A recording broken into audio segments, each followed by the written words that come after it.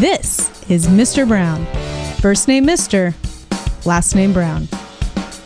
Hello, Mr. Brown! Hello, Mr. Brown! Hello, Mr. Brown! Mr. Brown and the Hello, Mr. Brown team are on a mission to help educators and parents empower students to make better choices, to live better lives. He has the amazing ability to communicate to students of all ages, delivering his message to thousands each year. He grew up in a single-parent home in the inner city, but attended a suburban school. From that experience, he learned that no matter where you come from or what situation you find yourself in, it all comes down to your choices. Are you ready? Well, get ready to join thousands of others and say,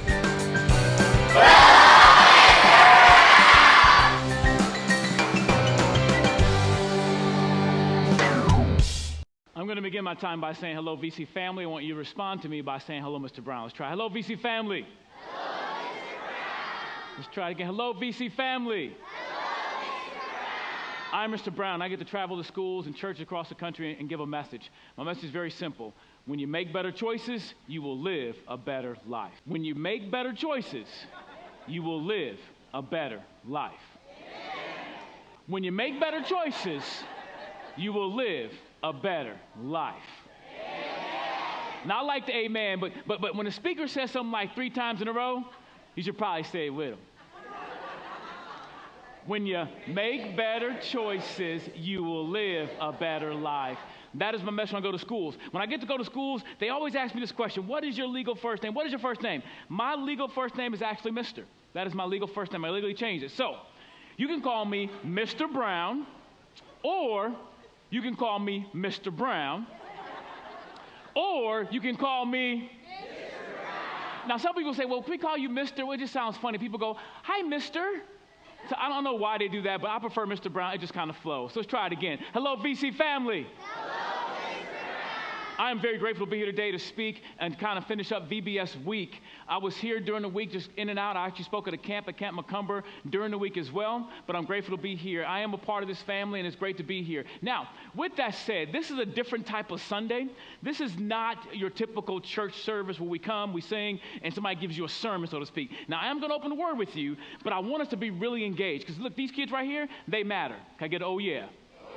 They matter. And I like the fact that we can get together as a family. You know, the Bible in the book of Ezra, the Bible says that Ezra read the book of the law to all the ages, everybody, small, little, everybody was there, and nobody fell asleep. So today I'm going to try to do that today, to give a message for everybody in the room. Now, in this room, we got a lot of people here, come from different perspectives. Some of you kids are here because you had to be here. Some of you teenagers are here, y'all got an attitude because y'all don't want to be here. Y'all going to youth group today. Some of us fathers were drugged to church. Some of mom was drugged to church. But here's my point. No matter where you are in a situation, try to get something out of the day. Try to leave with one thing. Now, when kids, listen, when y'all go to church, usually y'all go to youth group or y'all go to Sunday school, sometimes your parents, when you get in the car, they'll say, what'd you learn? Or did you have fun? And you be like, ah. Or you say, nothing. Or I forgot, right?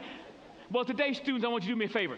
As you get in your car today, I want you to ask your parents, hey, mom, dad, or your grandma, whoever brought you, say, what'd you learn? But a better question than that, because I don't even like that question really. I like this question differently. I like to ask a question this. I ask my kids this whenever they go to church. What's your one thing? Everybody say that.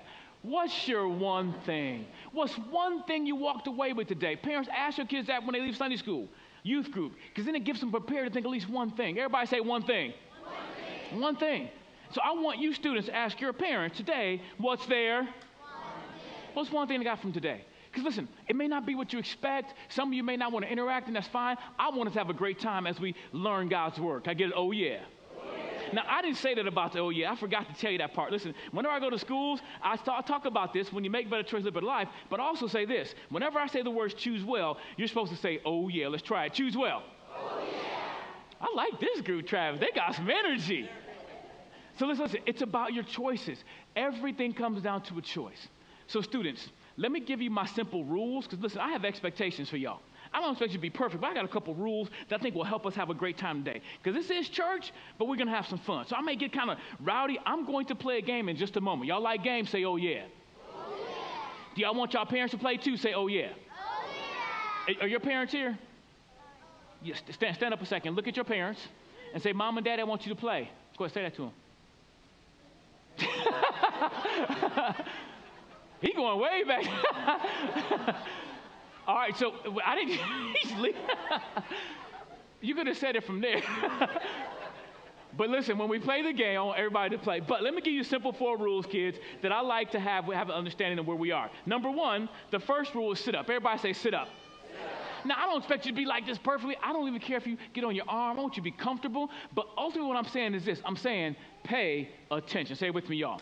Pay attention. Focus on what I'm saying. Focus on what God has to teach us today, but pay attention. Second rule is zip up. Everybody say zip up. Zip up. Don't be talking when I'm talking. Let's get our zippers out. We'll go, That's just called respect, y'all. Just listen. And I know y'all got stuff to say because y'all kids, y'all look smart. Y'all smell smart. Currently, that is. But I know we all can't talk at the same time, but I want you to engage with me. So if I ask a question, which I will ask questions, and you got the answer, I want you to raise your hand. But I have a special way I want you to raise your hand. Now, some of you heard this at school when I spoke at your school, but I'm going to remind you anyway. When you raise your hand, you don't do what some kids do. Some kids have the ooh-ooh disease.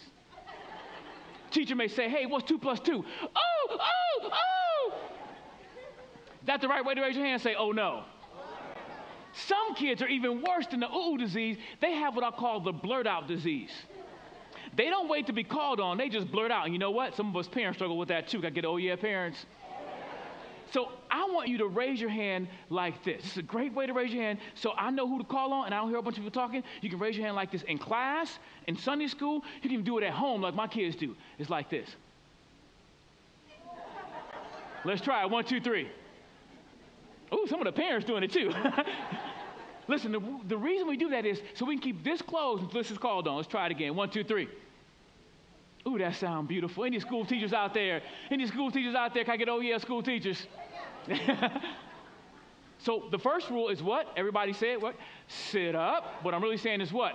Pay attention. The second rule is zip up. Ready? The third rule is hand up. Let's try it. And the last rule is so important. I always whisper the last rule. The last rule is to listen up. Can you whisper with me? Listen up. There's a lot of things to teach today. I don't have much time, but we want to have a great time together. Can I get one more? Oh, yeah. Oh, yeah. Now, with that said, check this out. There's a story of a lady who went to the emergency room. When you have medical emergency, you usually go see a doctor, see a professional. So she went to the emergency room because she was 9 months pregnant. She was ready to have her baby. After hours and hours and hours of labor, she gives birth to a happy baby boy. She gets the boy. They put the boy in her arms. She looks at her baby. She's like, oh. The nurse is like, oh. Everybody's like, oh. Well, after that, they came and took the baby from her because the nurses had to weigh the baby, measure the baby, do what they do with the baby.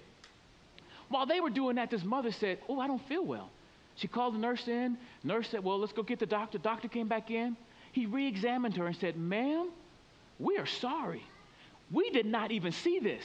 Today, you're not having 1 baby, you're having 2. She didn't know, the doctors didn't know that she was having twins. So 6 minutes after she gave birth to her first child, that woman gave birth to me. Thank you, thank you, thank you. Now here's a quick test. Who thinks I'm the baby on the right? Raise your hand. Who thinks I'm the baby on the right? Who thinks I'm the baby on the left? You guys are correct because I'm the cute one. That's me and my twin brother. Now, we're both cute, but I don't know for the life of me why my mama had me wearing a strawberry jumpsuit. And yes, I did have hair. But I'm not from here originally. I'm from a place called Milwaukee, Wisconsin. That's where I'm from. In 2001, I moved to a place called St. Louis, Missouri. Lived there for a couple of years there. Worked with an organization called Child Evangelism Fellowship there.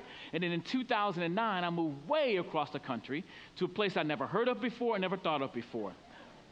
Redding, California. I moved here for one reason and one reason only. I fell in love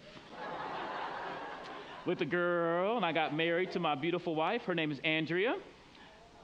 Thank you. So give me all. Well, you look good on my wedding day. Can I get all? me and my beautiful wife. Babe, can you stand up and look at her so I can see my beautiful wife? Everybody rave to Andrew. Hello, Mrs. Brown. There's a more recent picture of her. I can spend hours talking about how great my wife is, and every time I do, I start to tear up. I'm so grateful for her. I don't know why she said yes, but I'm grateful to my beautiful wife and the family we have together. In 2011, when were you born, baby? 2011, we had our first little baby girl. Her name is Sophia Grace. That's my little girl. She's not that little anymore. She's much bigger, and she has a lot more hair. She's lots of fun. But my daughter is amazing in so many ways. She's a born leader. And this past week at Vacation Bible School, she was leading some groups. She was leading a group.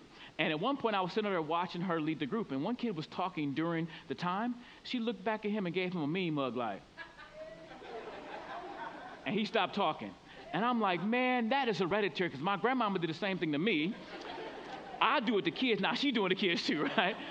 But I appreciate my little girl and watching her serve this week. And but you know, some of her little kids she worked with, oh, she's so big, look at her. But she wasn't always that big.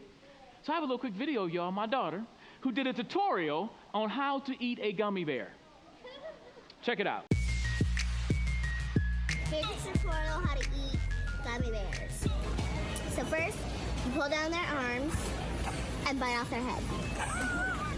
That sounds so bad. And then what's next? And then, take one arm, eat the other arm, then the other arm, You're just then Sophia. the body, Sophia. then That's just feet. One foot, then the other foot. That's how you eat a gummy bear. no. Give me a gummy bear. You got one left? This shot, I don't like that tutorial Sophia gave you. This is how to eat a gummy bear. You take the gummy bear and you eat it. Pretty simple. Oh yeah. You don't do that because then it's gone. Once you eat it, it's gone. That's what it's supposed to be. Eat it It's supposed to be gone. small You're trying to save and it. tiny and savor it. So then you have more left afterwards. Why are you trying to save the gummy bear? You're supposed to eat it. You can eat it. Okay, Savor it. okay, tell you what, we'll share a pack. You eat yours that slow, I'll eat mine my way, see how many I get. That's my little girl, Sophia Grace. We also, thank you. We also have a son together. His name is Evan Josiah Brown. He was born 7 years ago. He was born 10 pounds, 5 ounces. Yeah, he's bigger than most Thanksgiving turkeys, but that's my boy. He is now 7 years old, and he's lots of fun, too, has a lot of flair. They have different personalities, but I love them both the same, and they're great. But Evan has a video as well. Let me preface this video a little bit more. I make a lot of videos. I make videos for schools. I purchase videos for social emotional learning in their classrooms. I have 5 YouTube channels, including our family channel. I make a lot of videos. So one day I'm in the studio making a video. Evan comes out. He looks at the bookshelf. He finds his book on the bookshelf, and he reads it and goes, why would somebody write a book with this title? So as a good father does, I pulled out the video camera and record his reaction to this book. Check it out. You'll have to read a book to know how to read a book. So what's the name of that You'll book? have to read this book to be able to read a book. So what's the name of the book? How to read the book. And what's the problem with that? That this is a book that says how to read a book. And what's the problem? If you don't know how to, if you're able to read a few words, you can't read all these words, and then you might not. If you're trying to learn how to read a book, you have to read a book to learn how to read a book. So that's why you read the book. Yeah, but if you don't know how to read a book, you have to read a book to read a book. But don't you have to learn how to read the book to read a book? Huh? That's my son, Evan Josiah Brown. I have another daughter. Her name is Jasmine. She is a teacher. She's moving to New Mexico to be a vice principal at a school there. That's my family. We are the Browns. And the reason I take time in my presentations to share my family is, listen, it's funny because kids think I'm a star. They think because I'm on YouTube, I'm famous. I'm not famous. I'm a normal person. And when I say this, when you make better choices, live better life, I'm talking to me too. It comes to all of our choices, even as adults. And I think the older we get, the more we know it comes down to our choices. Because we can't choose everything that happens to us, but we can choose how we respond. Can I get no yeah?